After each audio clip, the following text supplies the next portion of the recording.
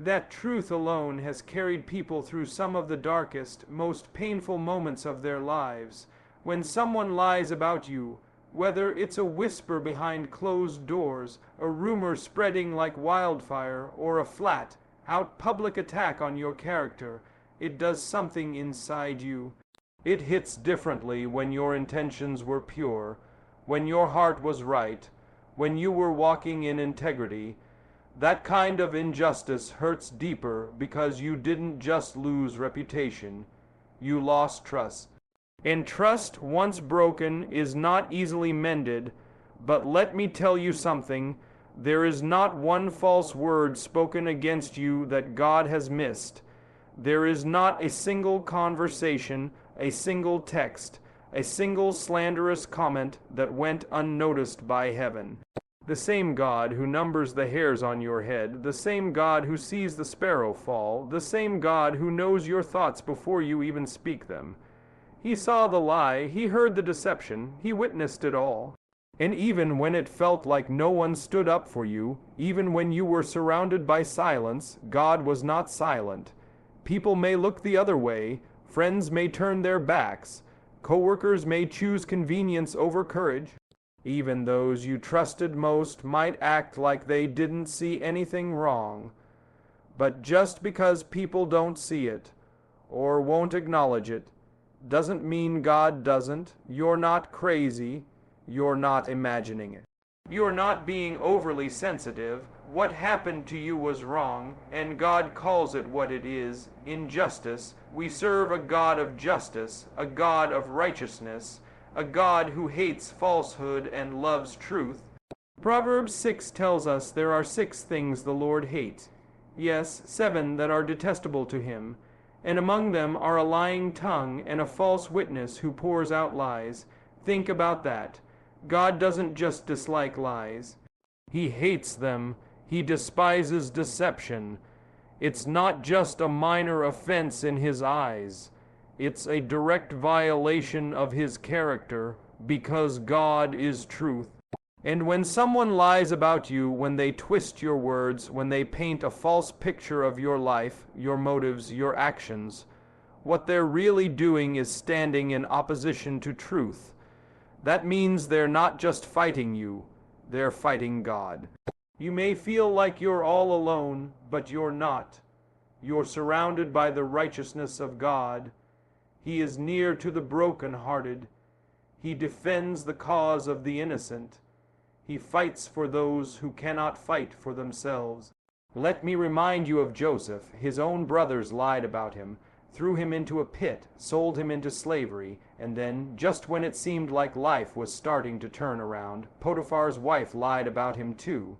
She accused him of something he didn't do, and no one defended him. No one came to his rescue. He was thrown into prison, forgotten, abandoned, falsely accused, but God saw it. God saw every detail. God knew the truth when no one else did. And even when it seemed like Joseph's life had completely unraveled, God was still working, because God doesn't need the approval of man to bless you.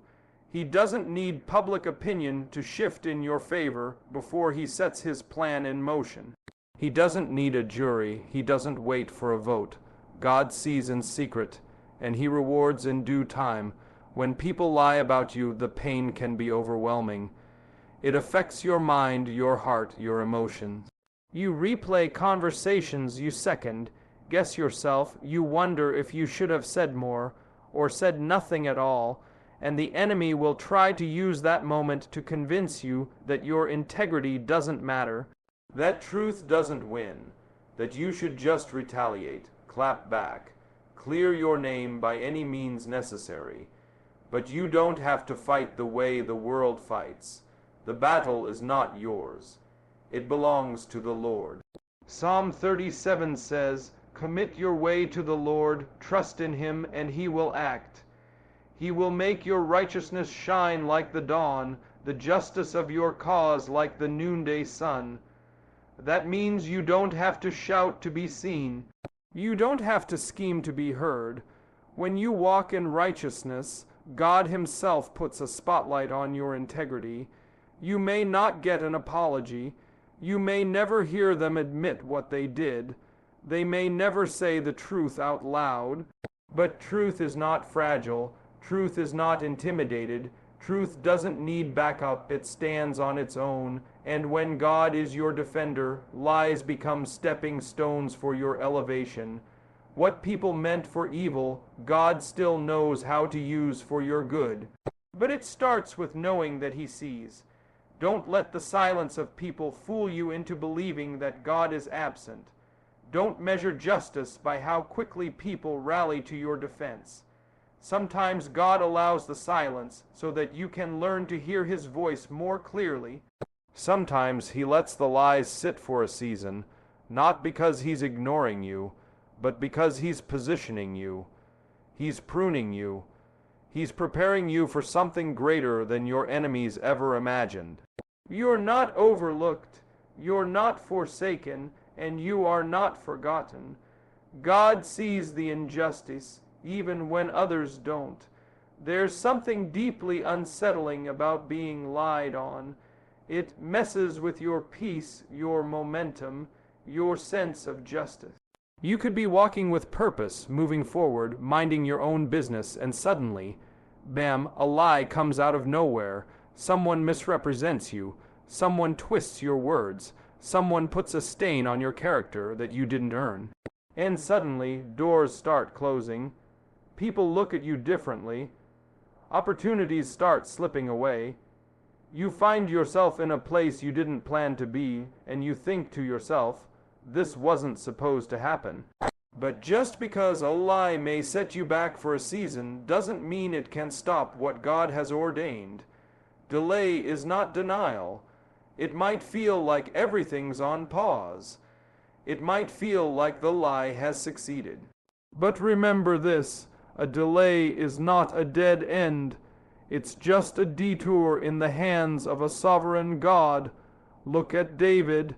He was anointed to be king as a young man, chosen by God Himself, and yet he spent years running from Saul, hiding in caves, sleeping in the wilderness, accused of treason. Saul spread lies about David. He made him an enemy of the kingdom, and for a long time it looked like the lie was working. David was supposed to be on the throne, and instead he was running for his life. But God wasn't finished. What looked like a delay was actually a season of development.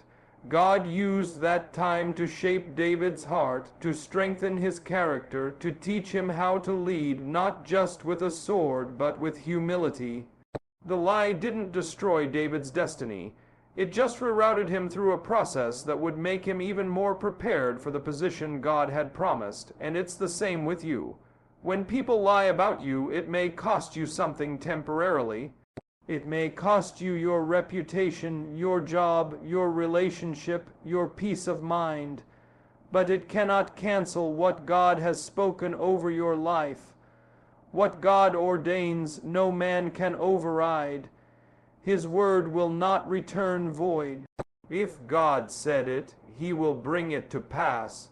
No matter how many lies try to get in the way, the enemy wants you to believe that if you're not moving forward, then you're finished. But progress in the kingdom of God doesn't always look like movement. Sometimes the most powerful thing you can do is stand still, to stay faithful, to keep showing up with integrity even when the lie is louder than the truth. Because when you do, you're showing God that your trust isn't in circumstances, it's in Him. Remember Jesus. He was lied about too. The religious leaders spread false accusations. They said he was a blasphemer. They said he was dangerous. They said he was a fraud, and those lies led him to the cross. The crowd shouted, "Crucify him," and not because of the truth, but because of lies, and yet that cross became the very place where the greatest victory in history was won. So don't let the presence of lies make you doubt the presence of God. He's still with you. He's still writing your story, and He's the one who holds the final word. You may have been delayed, but you're not denied. The lie might have slowed you down, but it didn't stop your purpose. You're still chosen, you're still anointed, you're still destined for more. Sometimes God allows the delay to protect you. There are places you thought you were ready for, but God saw what was coming. He knew the pressure, He knew the weight, He knew the warfare, and in His mercy, He let the delay develop the strength you didn't even know you'd need. The delay wasn't punishment, it was preparation. Lies can create chaos, confusion, and pain, but they cannot undo a calling. They cannot revoke a promise.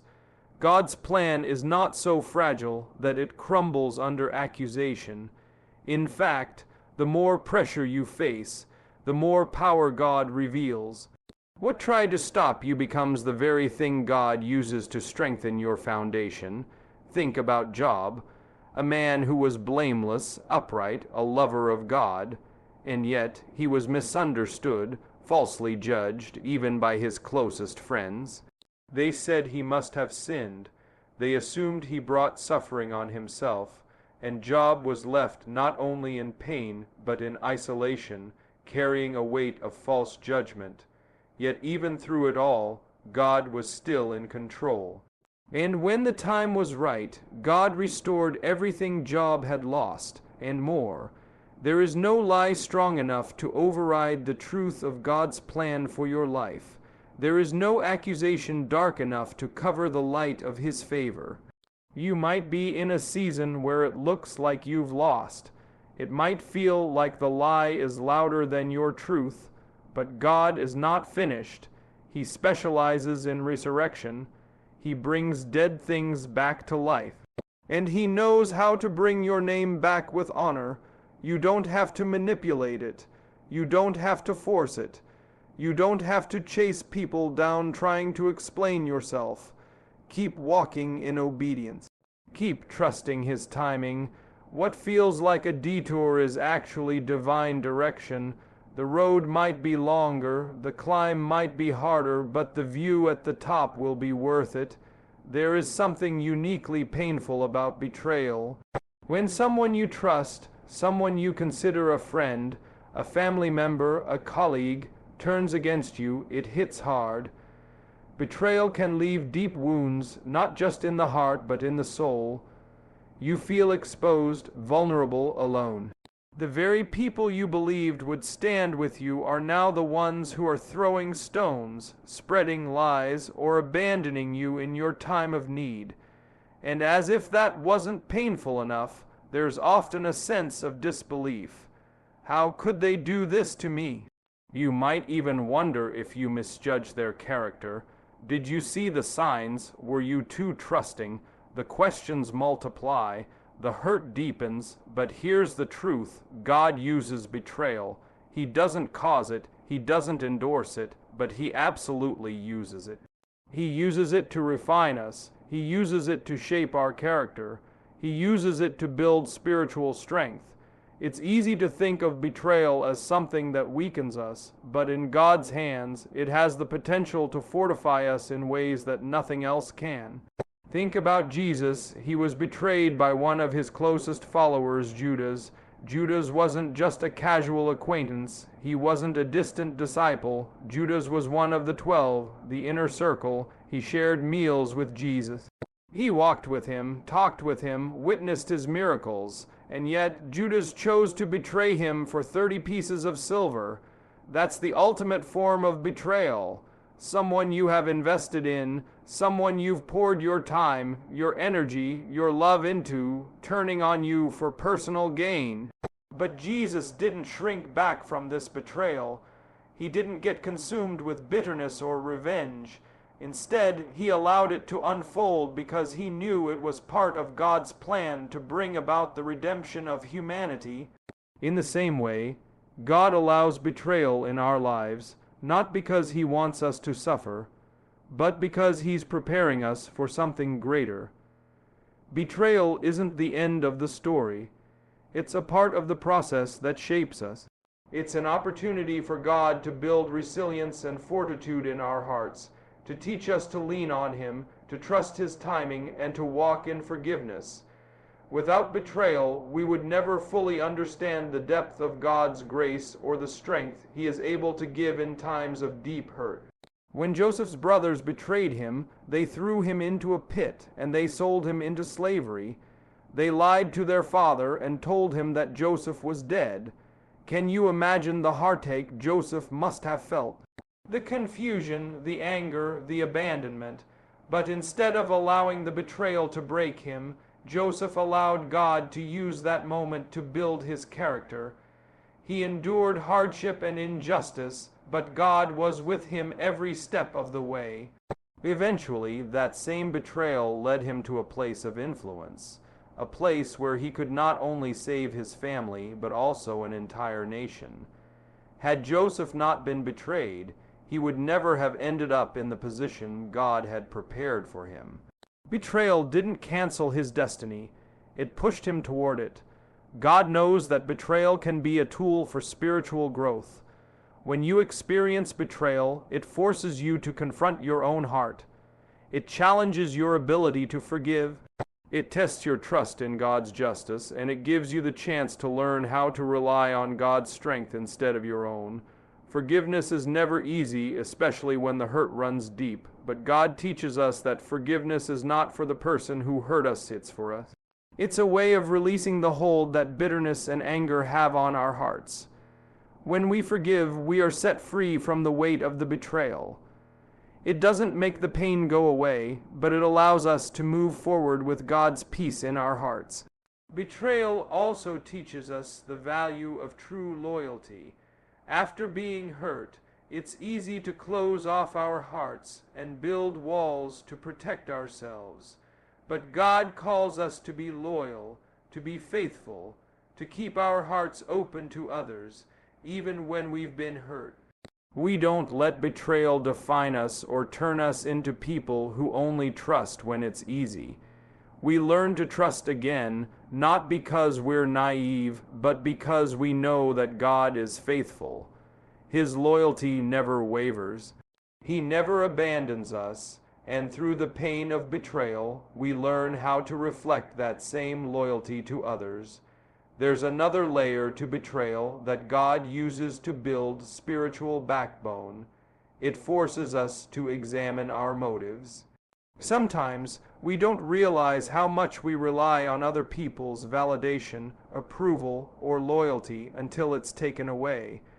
We can become so dependent on others to fulfill needs in our hearts that we lose sight of the fact that God is the only one who can truly meet those needs. Betrayal strips away the false sense of security we place in human relationships and redirects our focus back to God. It teaches us that no matter how much we love others or how much they love us, our ultimate source of strength and affirmation comes from God alone. You see, betrayal is not just about the other person's actions.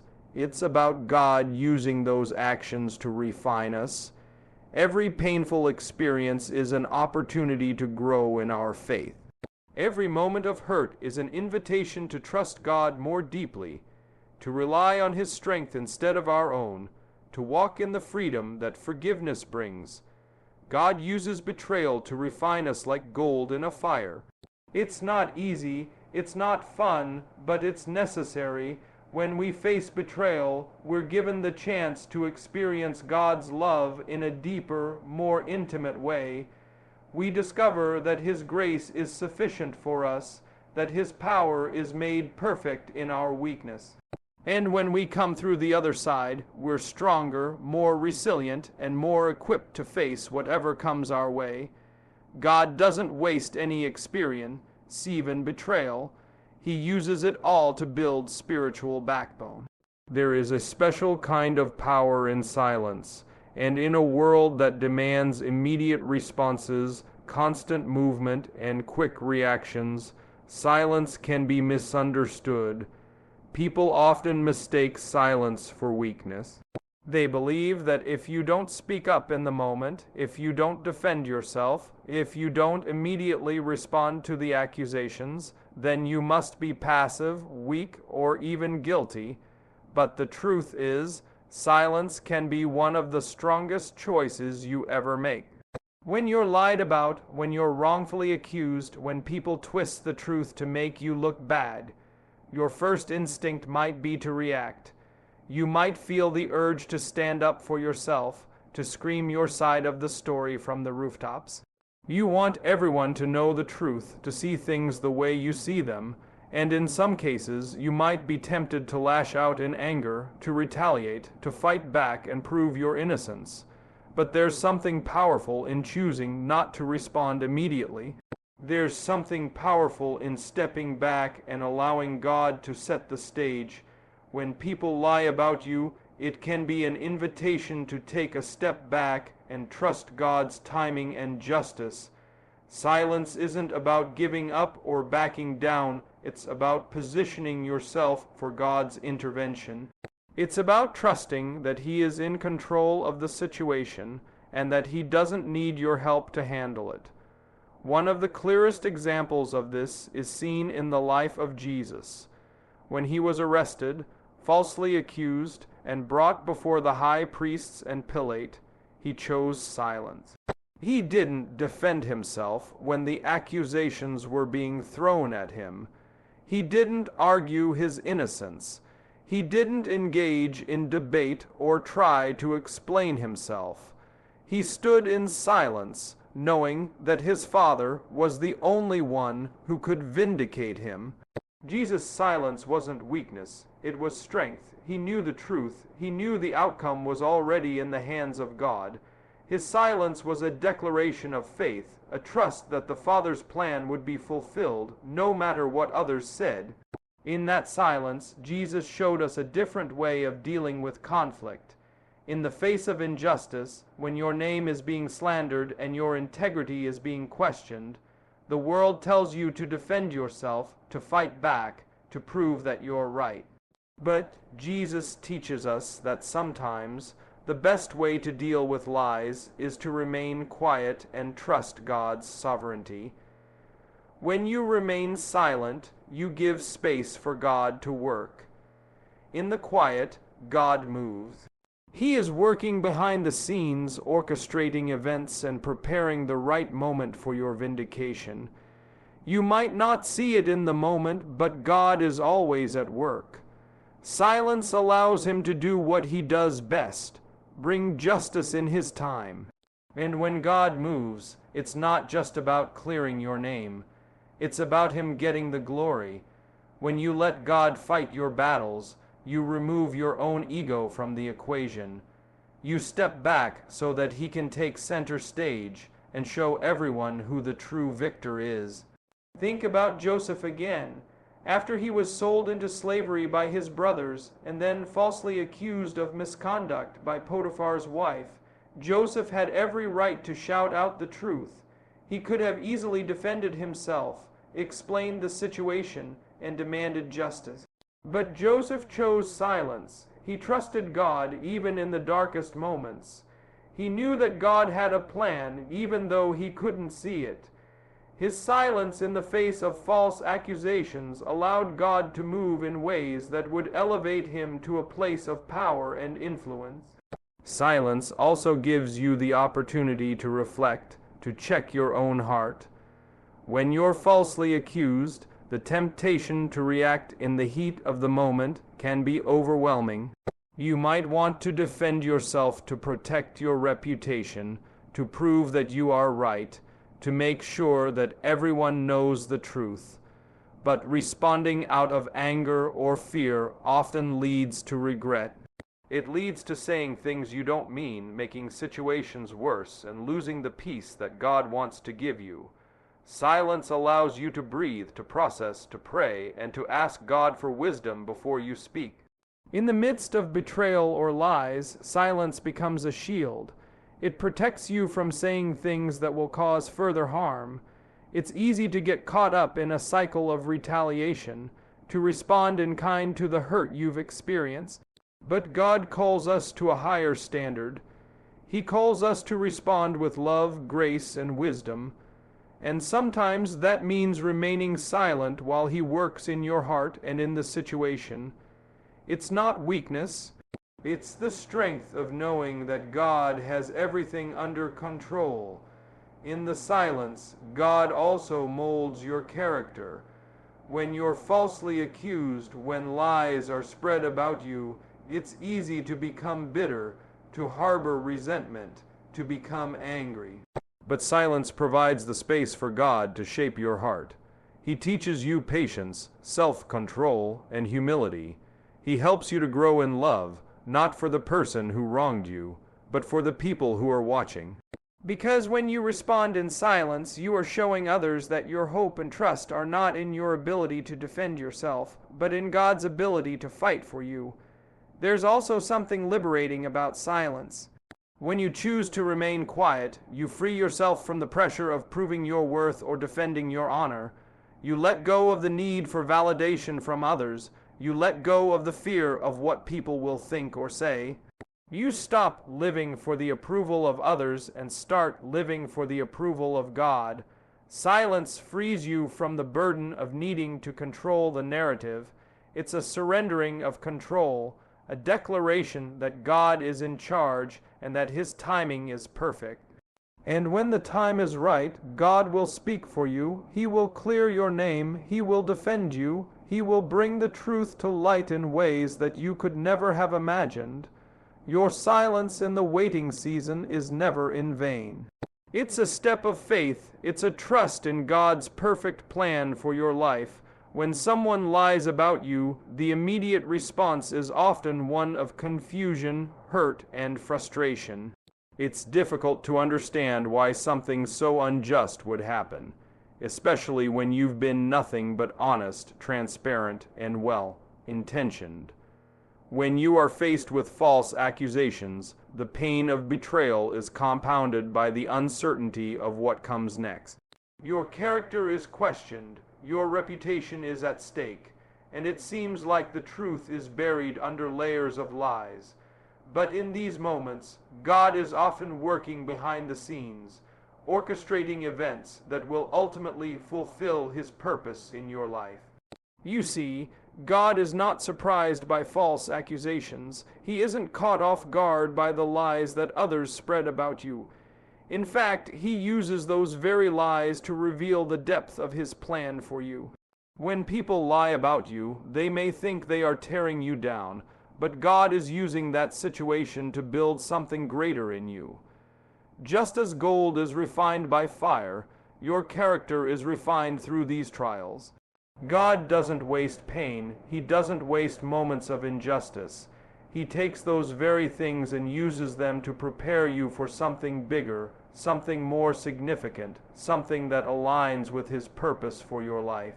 Think about the story of Joseph. He was a young man who was loved by his father, but despised by his brothers. They were so jealous of him that they threw him into a pit and sold him into slavery. But that wasn't the worst of it. Later, when Joseph found favor in the house of Potiphar, the wife of Potiphar falsely accused him of attempting to assault her. Joseph was thrown into prison for something he didn't do. Imagine the pain he must have felt. He was already betrayed by his brothers, and now he was wrongfully imprisoned based on a lie. But what others meant for evil, God used for good. Joseph's time in prison wasn't just a random setback. It was part of God's greater plan. While in prison, Joseph's character was shaped. He learned patience, humility, and trust in God. He also met people who would later play pivotal roles in his life. Joseph's innocence wasn't just proven in a court of law. It was revealed in the fullness of God's timing. Ultimately, Joseph was elevated to a position of great authority in Egypt, and he was able to save not only his own family, but an entire nation. The false accusations and the lies that were spread about him were not the end of his story. They were part of the process that led to the fulfillment of God's purpose for his life. What seemed like a devastating setback was actually a divine setup for something greater. God's plan is often revealed in stages. We may not understand why we're going through a season of false accusations or why it seems like everything is falling apart, but God sees the bigger picture. He knows the end from the beginning. He knows what's coming, and he knows how to use each trial to bring you closer to your destiny.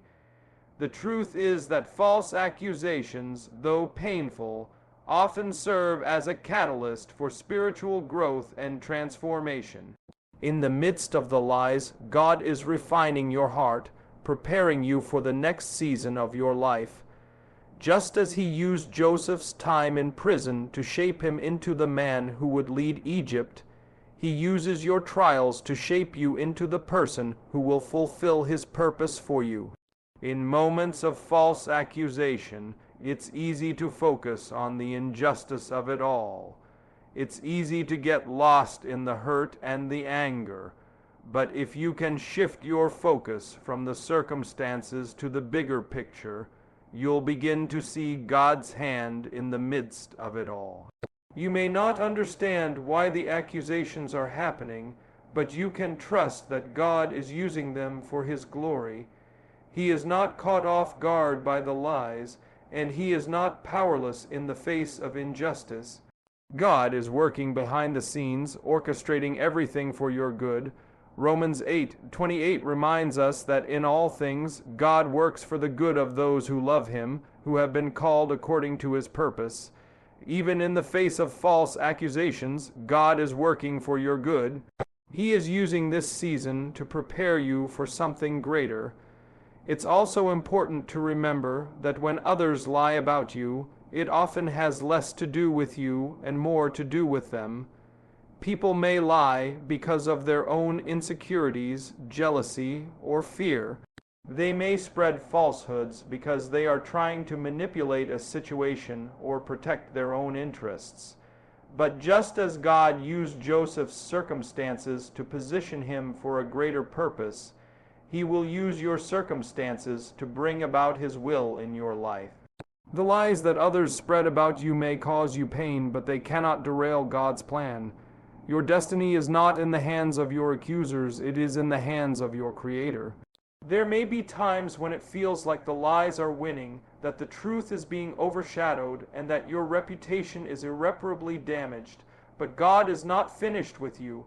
He has a way of turning things around in ways you cannot imagine. What looks like a setback can be the very thing that propels you forward. When God is at work, nothing is wasted. Every injustice, every lie, every moment of betrayal is part of the tapestry he is weaving in your life.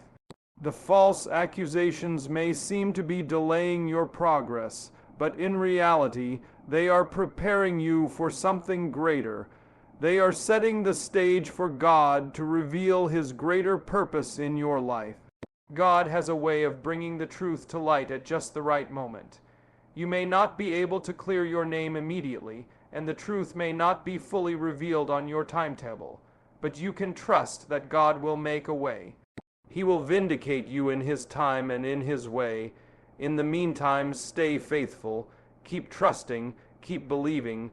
The false accusations that seem to be holding you back are simply the backdrop for the great work God is about to do in your life. God uses every circumstance, every lie, every betrayal to reveal his greater purpose for you. And when he does, it will be more than worth the wait. When you are the victim of a lie, especially a lie that hurts your reputation, there's an immediate emotional response, a surge of anger, disbelief, or frustration. How can someone so close to you, someone you've trusted, so easily twist the truth and turn others against you? It's almost as though you've been betrayed by not just an individual, but by the very fabric of justice and fairness that you believed in. The accusations may seem unfair and even malicious, and you might feel as if you are powerless to stop them. You can't control what others say or think, and in many cases, no matter how much you protest, the damage is already done. This is where God comes in. While the world would tell you that you need to defend yourself at all costs, that you need to fight back and prove your innocence, God often calls us to a different response, one that requires the complete surrender of our will and a deep trust in his sovereignty. It's in these moments of false accusation, when you feel most vulnerable, that God is calling you to rest in the certainty that He is in control. When you are falsely accused, it is an invitation to stop relying on your own ability to fix the situation and to trust God's ability to handle it. It forces you to look beyond your own limited perspective and understand that God, in His infinite wisdom, sees things that you cannot. He sees the truth. He sees the motivations behind the accusations. And He knows the plans He has for you. The pain of betrayal and the hurt of being lied about are real, but in these moments, God is refining your trust in Him. He's teaching you that ultimately He is the one who will vindicate you, not your ability to convince others of your innocence. He is teaching you that your circumstances do not define you. He does. Take the example of David. When Saul, the king of Israel, became jealous of David's success and popularity, he turned against him. David had been nothing but loyal to Saul, even when Saul was attempting to kill him. Saul's accusations were unjust, and David had every reason to defend himself. Yet, time and time again, he chose to trust God and not retaliate. Even when he had opportunities to kill Saul and end the madness, he refused to do so. David understood something profound. God was sovereign over his situation. He understood that God had placed him in Saul's life for a purpose, and he was not going to take matters into his own hands. David's trust in God's sovereignty during those years of unjust accusations and pursuit by Saul was tested, but in the end, God's plan for David's life was not thwarted by Saul's lies or jealousy. David was anointed king, but he had to trust God's timing, not his own. The reality is that we often want immediate justice. We want to clear our name now. We want the lies to stop immediately, and we want others to see the truth. But God doesn't always work on our timetable. His ways are higher than our ways, and His thoughts are higher than our thoughts. When you are lied about, it's an opportunity to place your trust completely in God's plan for your life, even when it doesn't make sense. When you release the need to defend yourself and allow God to handle the situation, you are making a bold declaration that you trust His wisdom more than your own. It's easy to trust God when things are going well, but true faith is built in the fire of adversity. It's when you are unjustly accused, when the world is against you, that your trust in God is tested and refined. There is a deeper level of trust that is built when we are wrongly accused. This trust is not just about God fixing the situation or proving the lies to be false. It's about knowing that God is bigger than any accusation or injustice. It's about understanding that God's sovereignty is not limited by what others say or do. He is still in control, and He still holds the ultimate power over your life and destiny. Even when things don't seem fair, even when it feels like the truth is being buried beneath lies, God's plan for you is not hindered. He is at work behind the scenes, orchestrating the events of your life to bring about His perfect will.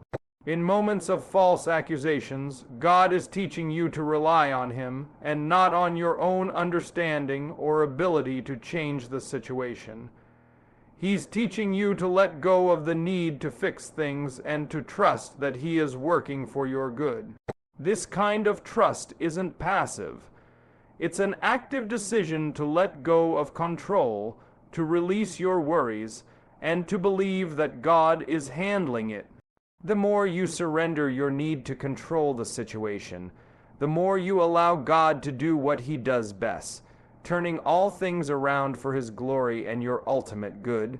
Just as the Apostle Paul wrote in Romans 8:28, "And we know that in all things God works for the good of those who love Him, who have been called according to His purpose." Even in the midst of false accusations, God is working for your good. His purpose for your life will not be thwarted by the lies of others. While the pain of injustice is real, It's important to remember that God is using that very pain to build a deeper level of trust in His sovereignty. He is teaching you to rely on His timing, to trust His plan, and to understand that He is bigger than any accusation or lie. When you face false accusations, you might feel alone. You might feel as if no one understands, as if the truth is being buried and your reputation is being destroyed. But God is right there with you in the midst of it all. He is not distant or unaware of your pain. He is allowing this trial to grow you, to refine you, and to build in you a deeper trust in His sovereign plan. As you lean into Him, as you surrender the situation to Him, He will give you the peace and strength to endure, knowing that He is in control. Trusting in God's sovereignty doesn't mean that you will never face pain or that you won't experience the effects of the lies told about you. But it does mean that you can rest in the knowledge that God will use everything for your good. He will not let the lies stand forever. His truth will eventually come to light. And through it all, your trust in His sovereignty will grow, and your relationship with Him will deepen. As we bring this message to a close, I want to remind you of a truth that we've seen throughout the stories of Scripture and the lessons we've explored today. When you are falsely accused, when the world turns against you, when lies are spoken about you, God is never absent. He is at work, and His plan for your life is never derailed by the actions of others. In fact, God uses those very moments of betrayal, injustice, and hardship to refine you, to teach you, and to bring you closer to the purpose He has uniquely designed for you. It is not easy to endure the pain of false accusations.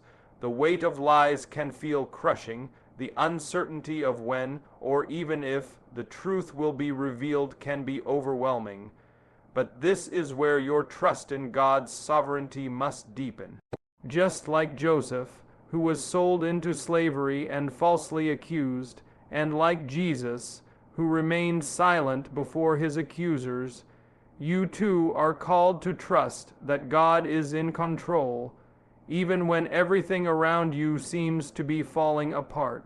Your trust in Him during these moments becomes the very foundation upon which God builds your future. You don't have to fight every battle yourself. You don't need to defend your name, for God will defend you in His time. When the lies are overwhelming, remember that silence can be strength. Your confidence does not need to come from the approval of others, but from knowing that God sees the truth and that His timing is perfect. The pain of false accusations is not in vain.